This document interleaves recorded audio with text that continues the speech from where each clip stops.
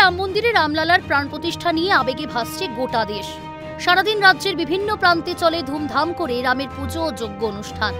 আর এদিনই রাজ্যের শাসক দল নামে সংহতি যাত্রায়, যা নিয়ে ইতিমধ্যে শুরু হয়েছে জোর চর্চা।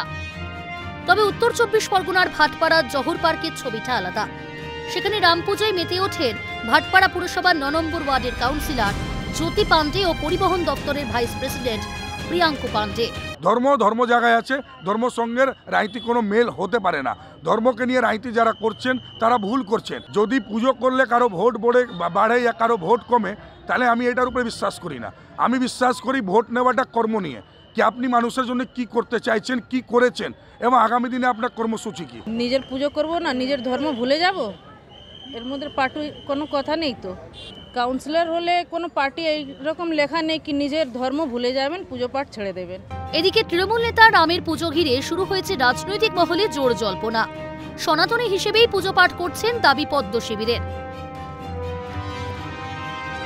যিনি পুজো করছেন, যে কাউন্সিলর পুজো করছেন, নিশ্চয়ই তিনি ভারতবর্ষের সংস্কৃতি, ভারতবর্ষের ভাবাবেগ এবং আমাদের রামচন্দ্র ভগবানকে তিনি মানেন। তিনি একজন সনাতনী, সেই হিসাবেই তিনি পুজোটা করছেন। রাম ছিলেন রাজা, রাজার নীতি থেকে রাজনীতি।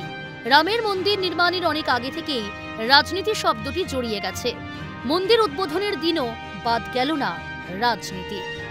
উত্তর 24 পরগনা থেকে শান্তনু আচার্যের রিপোর্ট, ক্যালকাটা নিউজ।